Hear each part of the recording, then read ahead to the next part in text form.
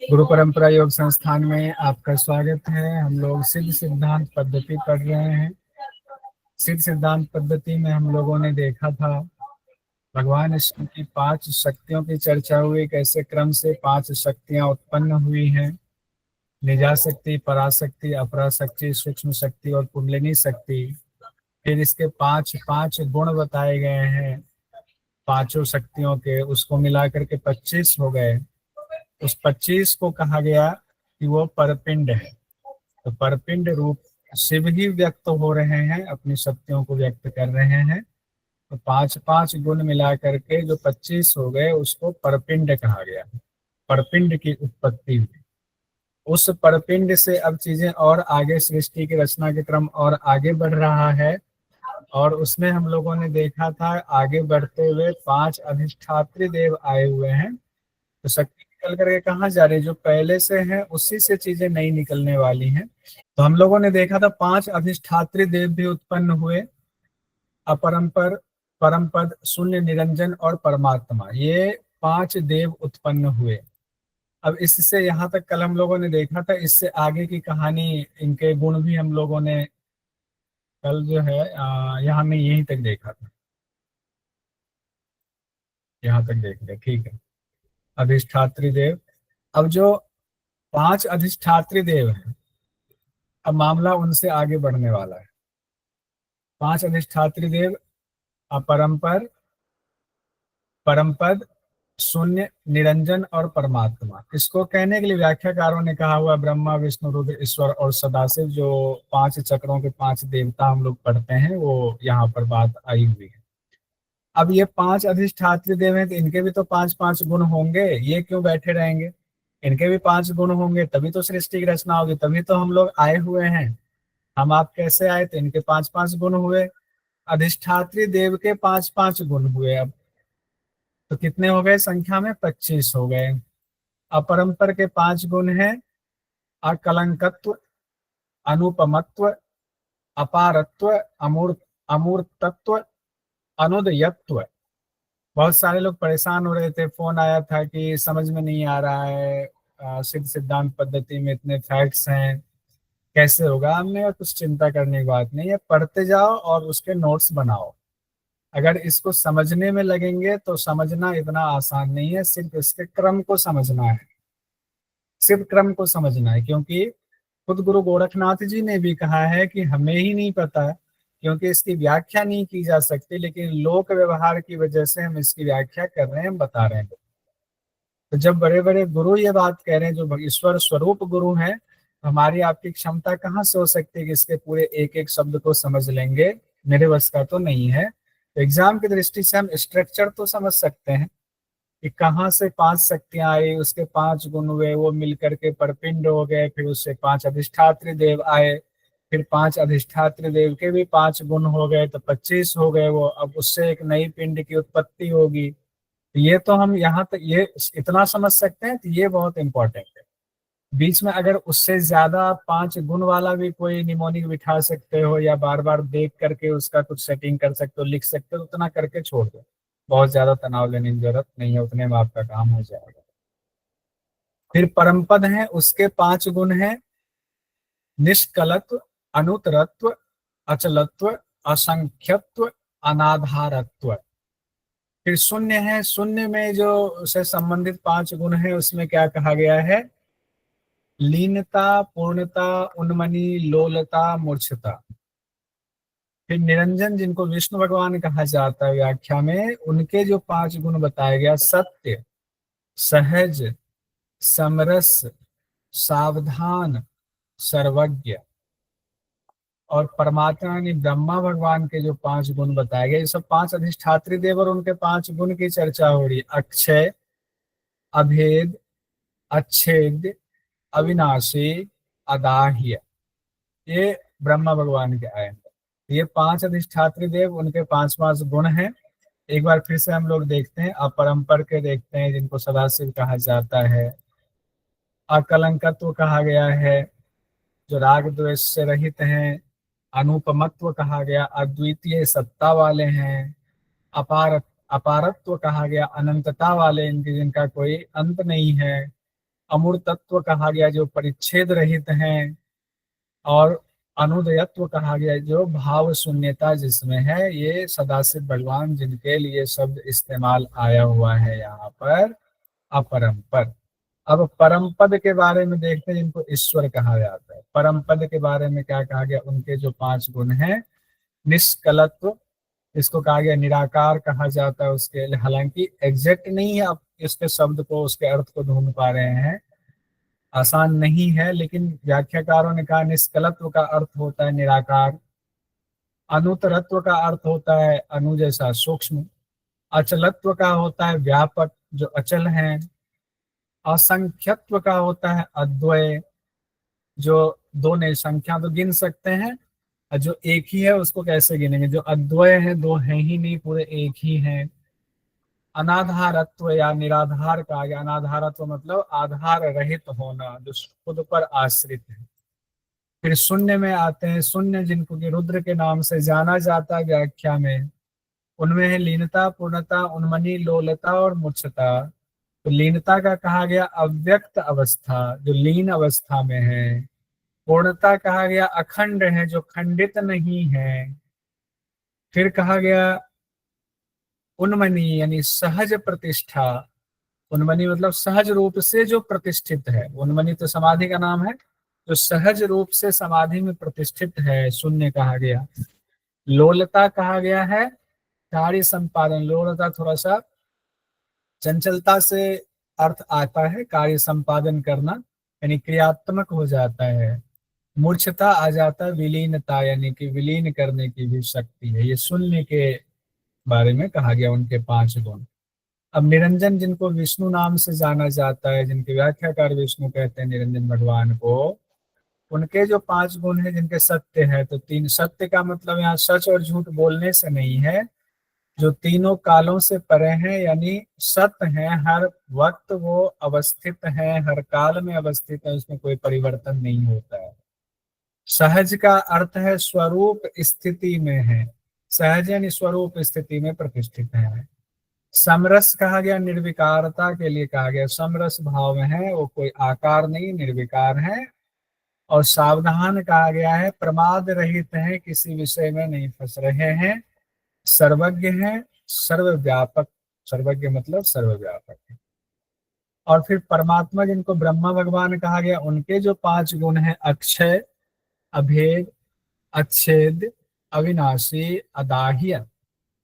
तो अक्षय मतलब कहा जाए जो जिसका क्षय ना हो, जो कभी खत्म ना हो, संसार के क्षय पर भी अक्षय, सृष्टि की खत्म हो जाए लेकिन उनका क्षय नहीं होगा, ब्रह्मा भगवान है, अक्षय कहा गया है।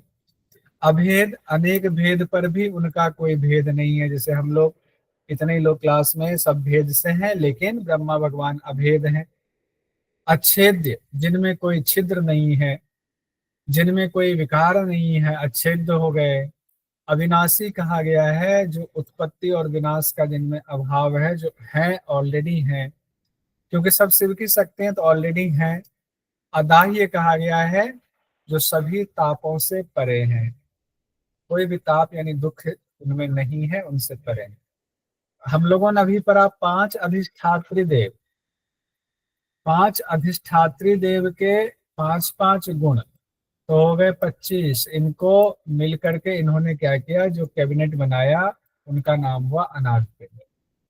परपिंड उसके बाद बन गए अनादिपिंड, नई चीजें आई, नया परिवार बन गया और नए परिवार का एक नामकरण हो गया।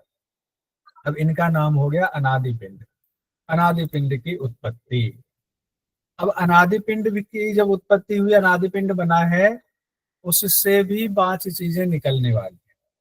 और कैसे निकलने वाली हैं, अब एक एक चीज उससे कैसे निकल रहा है देखिए। अनादि पिंड क्रम से 5 रूप में अब विभक्त हो रहा है, आगे अपने आप को बांट रहे हैं। अनादि से परमानंद, परमानंद से प्रबोध, प्रबोध से चिदुदय, चिदुदय से चित्त प्रकाश, और चित्त प्रकाश से सोहम भाव, इस तरह से उत्पत्ति हो रही है। अब अनादि पिंड की उत्पत्ति का एक क्रम बताया गया, इसमें यह बताया गया है कि एक आए, उनसे दूसरे, दूसरे से तीसरे, तीसरे से चौथे, चौथे से 5 में आएंगे। तो जो आ रहे हैं 5, उनका नाम क्या है, परमानंद, प्रबोध, चिदुदय, चित्त प्रकाश, सोहम भाव। यानी अनादि पिंड से क्या निकल रहे हैं? परमानंद, प्रबोध, चिदुदय, चित्त प्रकाश, सोहम भाव। उस पिंड से निकला जो 5 5 25 बनकर मिल करके बन गए ना, उनसे बना, उनसे निकल रहे हैं ये। वापिस उनसे ये 5 चीजें निकली। फिर से देखिए, माइक बंद रख के बोलिए इसको। परमानंद, प्रबोध, चिदुदय, चित्त प्रकाश और सोहम भाव। ये 5 चीजें निकल करके बने हुए। इन्हीं कोई सवाल है क्या? अभी हैंड रेज था वंदना जी जी। सर। हाँ जी, ये अनादि अनादि है क्या? हाँ, ये अनादि। उस अनादि पिंड कोई से, अनादि का मतलब है? हाँ उसी को लिखा हुआ है। मैं समझ गया जी था यही। एक नया शब्द जैसा आ गया ना, तो वो कहाँ से आया उसका कनेक्शन तो ढूंढना पड़ेगा। जी तो आप बहुत जी। ध्यान से पढ़ रहे हैं, इसका मतलब बहुत अच्छी बात है। Thank you sir. तक हम लोगों ने देखा परपिंड, हम लोगों ने देखा था वहां एक एक शक्ति से देखा था, एक एक अधिष्ठात्री देव आए। अधिष्ठात्री देव के 5 5 गुण में 25 मिला करके अनादि पिंड हुआ। लेकिन अब वहां एक एक से नहीं आ रहे, अब जो ओवरऑल बना हुआ अनादि पिंड, उससे एक आए परमानंद। परमानंद की उत्पत्ति हुई। परमानंद से प्रबोध हो गए। प्रबोध ने अपने से उत्पन्न किया एक चिदुदय को, चिदुदय ने अपने से उत्पन्न किया चित्त प्रकाश को, और चित्त प्रकाश से सोहम भाव की उत्पत्ति हुई। यहां तक समझ गए? कोई दिक्कत तो नहीं है? समझने के लिए बस स्ट्रक्चर समझिए बस। अब जो ये 5 आए हैं, परमानंद, प्रबोध, चिदुदय, चित्त प्रकाश और सोहम भाव, इनके भी 5 5 गुण बताए गए हैं। अब इनके भी 5 5 गुण हैं। बाद में इसका रिवीजन छोटे समय करेंगे। इनके 5 5 गुण कहा गया। परमानंद के देखिए, स्पंद, हर्ष, उत्साह, निस्पंद और नित्य। स्पंद, हर्ष, उत्साह, निस्पंद और नित्य। उदय, प्रबोध के हैं उदय, उल्लास, आवभास, विकास और प्रभाव। चिदुदय के हैं सद्भाव, विचार, कर्तव्य, ज्ञातृत्व, स्वतंत्र। ये चिदुदय के 5 गुण हैं। चित्त प्रकाश के 5 गुण हैं निर्विकार, निष्फल, निष्कल, निर्विकल्प, समता और विश्रांति। चित्त प्रकाश के कौन से 5 गुण हैं? निर्विकार, निष्कल, निर्विकल्प, समता और विश्रांति। उसी तरीके से सोहम भाव के 5 गुण हैं अहंता, अखंड ऐश्वर्य, स्वात्म, विश्वानुभव, सर्वज्ञ। ये 5 5 गुण बताए गए हैं पांचों के, जो अनादि पिंड से उत्पन्न हुए 5 चीजें, उनके 5 5 गुण बताए गए। अब एक बार देखिए, परमानंद के जो 5 गुण हैं उसका क्या अर्थ बताया गया है। स्पंदन मतलब चलन शक्ति, थोड़ा सा कुछ उसमें हलचल होना। हर्ष कहा गया तो आनंद से जोड़ा गया। उत्साह को बताया गया कि उत्साह एक शक्ति के रूप में हमारे अंदर एक आंतरिक शक्ति होती है। निष्पंद कहा गया, परिणाम शक्ति को निष्पंद कहा गया है। और नित्य में स्वरूप में सुख की अनुभूति को नित्य कहा गया। अपने ही स्वरूप में सुख की अनुभूति हो रही है, उसको नित्य कहा गया है। ठीक है सर। अब प्रबोध के 5 गुण हैं उदय, उल्लास, आवभास, विकास और प्रभाव। उदय के हो गए, उदय का मतलब होता है उत्पत्ति होना, किसी चीज को उदित होना, उत्पत्ति होना। उदित जी है, मतलब उदित का मतलब है उत्पत्ति। उल्लास का मतलब है प्रफुल्लता। अभी प्रफुल्ल हैं उदित जी, नाम सुन करके अपना एकदम इमोजी भेजे जा रहे हैं, उल्लास में है। आभास, अब उनको ज्ञान हो गया कि मेरा मजाक तो नहीं उड़ाया जा रहा, तो उनको आभास हो गया। विकास है विकसित अभिव्यक्ति, अब वो पढ़ने पर ध्यान लगाएंगे तो उनकी अभिव्यक्ति बिल्कुल विकसित होने लग जाएगी, इनको ध्यान पूरा स्ट्रक्चर करके। फिर प्रभाव, फिर उनका प्रकाश फैलने लगेगा। यूजीसी नेट क्वालिफाइड कर जाएंगे, जियारत कर जाएंगे, उनका प्रकाश फैलने लगेगा, प्रभाव फैलने लगेगा। ये प्रबोध के 5 गुण है। ये प्रबोध कहा गया ना, बोध होना, बुद्धि का खिलना, उसी को प्रबोध से जोड़ा गया, इसीलिए इसको निमोनिक बिठाने में भी आसानी हुआ।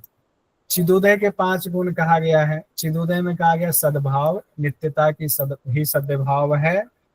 विचार कहा गया नित्य अनित्य का विवेक ही विचार है, क्या नित्य है क्या अनित्य। अनित्य मतलब प्रकृति और पुरुष का विवेक ही विचार है।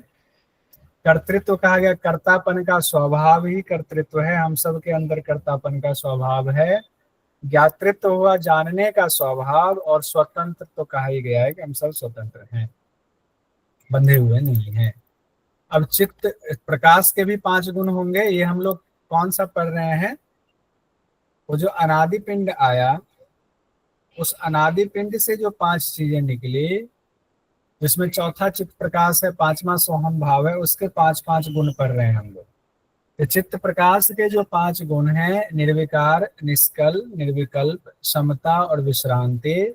निर्विकार में कहा गया विकार रहित, निर्विकार कहते हैं बिल्कुल निर्विकार है, निर्विकार रहित है। निष्कल, खंड ना होना, कोई खंड नहीं, एक है वो। निर्विकल्प, कोई विकल्प नहीं है। समता यानी कि संभाव का होना, सुखी दुखी सब में संभाव का होना।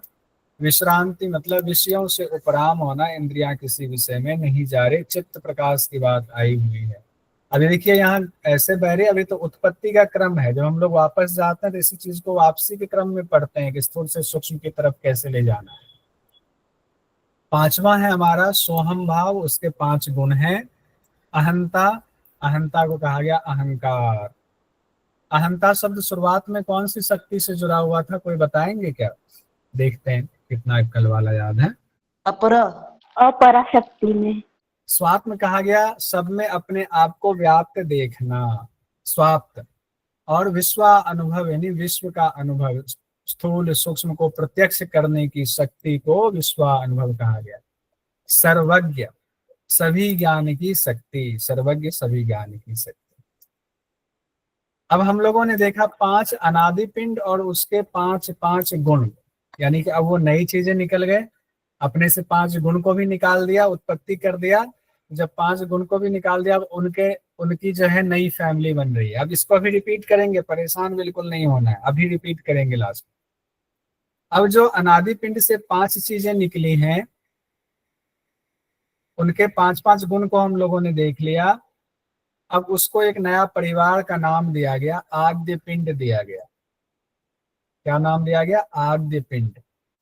अब इसके बाद हम लोग आते हैं, आद्य पिंड तक हम लोग पहुंच गए हुए हैं। पंच महाभूत के कारण कहा जाता है आद्य पिंड को, यानी आद्य पिंड से अब पंच महाभूत की उत्पत्ति होगी। यानी आद्य पिंड भी आगे 5 चीजों को उत्पन्न करेगा, या 5 भागों में विभक्त होगा। धीरे धीरे फैलते जा रहे हैं। 5 भागों में कौन विभक्त हो रहे हैं? आद्य पिंड विभक्त हो रहे हैं। तो आद्य पिंड से वो 5 चीजें क्या निकल रही, देखिए यहाँ, देखिए ध्यान दीजिएगा। महाकाश यानी आकाश, महाआकाश से महावायु, महावायु से महातेज। अब यहाँ तो आसान हो गया ना, महातेज से महासलिल, महासलिल से महापृथ्वी। अब सब में महा लगा हुआ, इसका मतलब है कि अभी जो पृथ्वी जल वगैरह देख रहे हैं ये नहीं है, उसका सूक्ष्म रूप है ये। अभी ये सूक्ष्म रूप की चर्चा हो रही, इसलिए सब में महा लगा हुआ है। ये जो 5 महा आकाश, महावायु, महातेज, महासलिल और महापृथ्वी उत्पन्न हुए हैं, किससे उत्पन्न हुए हैं? आद्य पिंड से उत्पन्न हुए। ये तो सीक्वेंस सबको याद रहेगा, बहुत आसान सीक्वेंस है। क्योंकि आकाश से वायु, वायु से अग्नि, अग्नि से जल, जल से पृथ्वी। उसी का संस्कृत नाम 1-2 दिया हुआ है। अग्नि की जगह तेज कर दिया गया और जल की जगह पर सलिल कर दिया गया। पर्यायवाची बचपन में हम लोगों ने ये वाला तो पढ़ा हुआ था। ये तो अपना लगता है कि नहीं, ये अपने परिवार का सदस्य है, क्योंकि इसका नाम हमने पहले से सुना हुआ है। कहाँ से आए? सारे आद्य पिंड से आए। मैंने कितनी बार रिपीट कर दिया। अब इसके गुण जो है याद करने में आपको दिक्कत नहीं होगी, क्योंकि अपना है ना, इससे ज्यादा परिचय है। इनके घर में भोजन पानी हुआ पड़ा है हमारा। तो ये पंच महाभूत जो है, जिसमें कहा गया महाकाश, महावायु, महातेज, महासलिल, महापृथ्वी, जो आद्य पिंड से निकले हैं, इसके भी 5-5 गुण हैं। अब फिर मनी जी पूछेंगे वियतनाम में बैठ के, ये 5-5 गुण जो है ये कब खत्म होगा? अभी खत्म नहीं होगा, थोड़ा सा और लगेगा सर। महाआकाश का आप लोग जानते हैं, आकाश के गुण आप लोग जानते हैं, वही आकाश के गुण को जो है जोड़ दीजिए।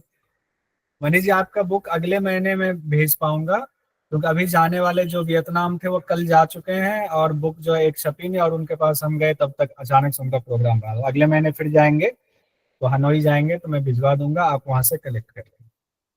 तो महाकाश, महाआकाश है, तो आकाश का हम लोग जानते हैं क्या होता है? अवकाश देना होता है, अच्छिद्र होता है, उसमें कोई छिद्र नहीं होता है, अस्पृश्य होता है, नील वर्ण होता है, शब्द कहा गया है।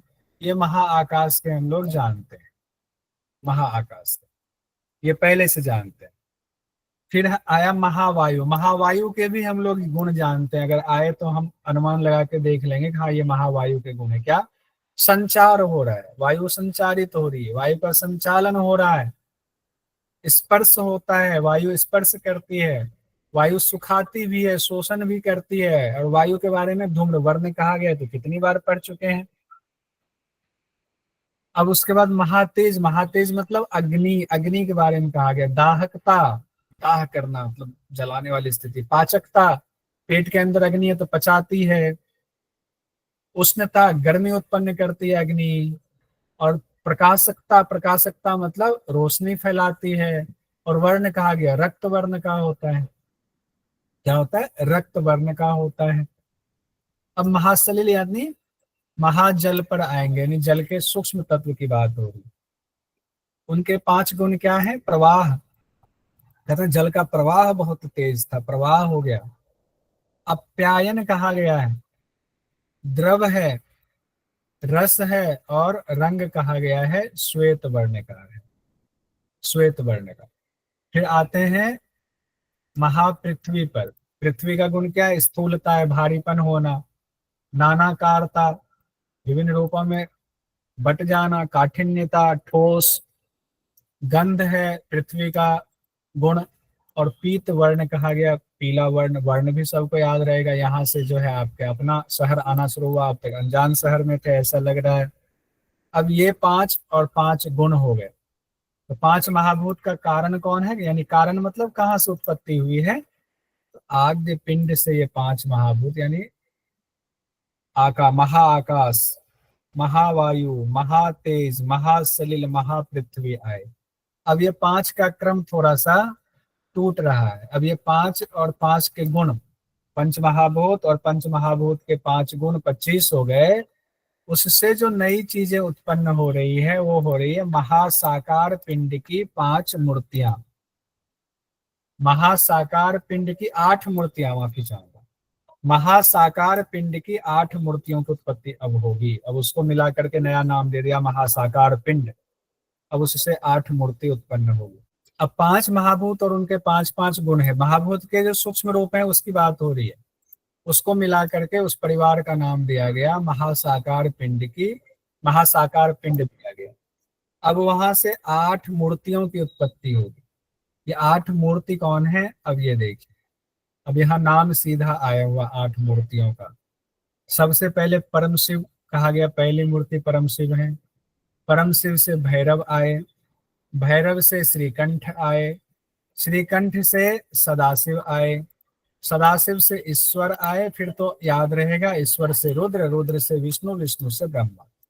इसीलिए कल जब मैं कह रहा था कि उसको ब्रह्मा, विष्णु, रुद्र, ईश्वर, सदाशिव कहेंगे ना, तो ये शब्द बाद में भी आने वाला है, जन की स्थिति ना हो जाए। इसलिए मैं बार बार कह रहा था कि व्याख्या में ये कहा गया। हो सकता है ये उनका सूक्ष्म रूप हो, सूक्ष्म रूप की चर्चा वहां की गई हो, यहाँ स्थूल रूप की चर्चा की जा रही हो सकता है, क्योंकि यहाँ महासाकार नाम दिया हुआ है, महासाकार पिंड की 8 मूर्तियां। तो 5 तक आपको यहाँ से याद रहेगा, ब्रह्मा, विष्णु, रुद्र, ईश्वर, सदाशिव। उससे ऊपर 3 याद करना है, श्रीकंठ, भैरव, परम शिव। श्रीकंठ, भैरव, परम शिव। तो आप इधर से नीचे से याद करें चाहे ऊपर से याद करें, आराम से आपको याद हो जाएगा। क्या? परम शिव, भैरव, श्रीकंठ, सदाशिव, ईश्वर, रुद्र, विष्णु, ब्रह्मा। तो 2-4 लोग हैंड रेज कर लीजिए, फटाफट इसको बोल लेते हैं, फिर इसका हम लोग एक बार जो अभी पढ़े हुए हैं उसको रिवीजन कर लेते हैं, कई चीजें क्लियर हो जाएंगी। पहले 8 मूर्तियों का देख लीजिए, कहाँ से निकल रहा है? महासाकार पिंड से 8 मूर्तियां प्रस्फुटित हो रही है, महासाकार पिंड से। एक बार आते हैं हम लोग, तो अभी तक इतना पिंड विंड हम लोगों ने पढ़ लिया हुआ है, उसको देखते हैं। सृष्टि क्रम में हम लोगों ने क्या देखा था, इसको समझिएगा, क्योंकि कई बार क्रम में ना कहीं कहीं पर कंफ्यूजन की स्थिति आती है, तो हम दूर करने की कोशिश कर रहे हैं। अनामा शक्ति कहा गया, पहले कहा गया कि जो कुछ नहीं है तो अनामा ही है। उसी में से एक नाम दे दिया कि भगवान शिव की शक्ति जो है वो निजा शक्ति ही उसको कहा जाए, जितनी शक्ति अव्यक्त है वो निजा शक्ति कहा जाए। उसके बाद निजा शक्ति से परा अपरा होते हुए सूक्ष्म कुंडलिनी शक्ति तक ऐसे आया हुआ है। तो 5 शक्तियां, शिव से 5 शक्तियां उत्पन्न हुई पहले, फिर उनके 5-5 गुण आए। जब उनके 5-5 गुण आए तो एक परिवार बड़ा सा बन गया और उसको मिला करके कहा गया कि परपिंड नाम दे दिया गया कि ये परपिंड है। इतना बड़ा परिवार हो गया, नाम दे दिया परपिंड। अब उस परपिंड से यानी उस परिवार से नई चीजें होंगी। कहा क्या करा जाए, तो अधिष्ठात्री देव को उत्पन्न किया जाए। तो परपिंड में जो 5 शक्तियां पहले से समाहित 5 मेंबर हैं, उन्होंने ही अपनी शक्ति दिखाकर 5 अधिष्ठात्री देव को उत्पन्न किया। उनके गुण है, अब वो उत्पन्न कर रहा है। अभी देखिए, गुण और उत्पत्ति दोनों अलग चीज है। उसको परपिंड कहा गया उस परिवार को। अब उस परिवार में जो 5 मुखिया थे, एक एक देव को उत्पन्न करने लगे। उन्होंने उत्पन्न कर दिया, 5 देव उत्पन्न हो गए। तो ये उस परिवार से बाहर निकल करके अपनी स्वतंत्र सत्ता में आ गए। और ये जो है 5-5 गुण उनके हुए। अभी गुण है, अभी वो कुछ उत्पत्ति नहीं कर रहे हैं, अभी अभी अपने अपने गुणों से वो संपन्न हो रहे हैं। वो कह रहे हैं हमारे लिए भी एक परिवार का नाम दे दो। तो उनके लिए एक परिवार का नाम दे दिया अनादि पिंड। लेकिन ये अनादि पिंड आया कहाँ से, तो परपिंड से आया। तो इसलिए कहा गया परपिंड से अनादि पिंड आया। अब अनादि पिंड से फिर 5 चीजें निकली थी जो हम लोगों ने अभी याद किया था। परमानंद, प्रबोध, और उसके बाद चिदुदय, चित्त प्रकाश और सोहम भाव। अनादि पिंड से वो 5 चीजें निकली थी। और उस 5 चीज और उसके 5 गुण मिला करके उसको कहा गया आद्य पिंड कहा गया। अनादि पिंड से जो चीजें निकली उसको आद्य पिंड कहा गया। अब आद्य पिंड भी अपने से आगे कुछ उत्पन्न करेगा। तो उन्होंने क्या किया, पंच महाभूत को उत्पन्न किया, जिसको हम लोगों ने महाआकाश, महावायु, महातेज, महासलिल और महापृथ्वी कहा। जब वो भी उत्पन्न हो गए, बोले मेरा भी एक नाम दे दो। तो उनका नाम दिया महासाकार पिंड, उनको नाम दे दिया। वो भी खुश हो गए, कहा मेरा भी परिवार बन गया, हम भी कुछ उत्पन्न करते हैं। तो उन्होंने 8 मूर्तियां उत्पन्न कर दी। 8 मूर्तियां में हम लोगों ने क्या क्या देखा हुआ है, परम शिव देखा, भैरव देखा, श्रीकंठ देखा।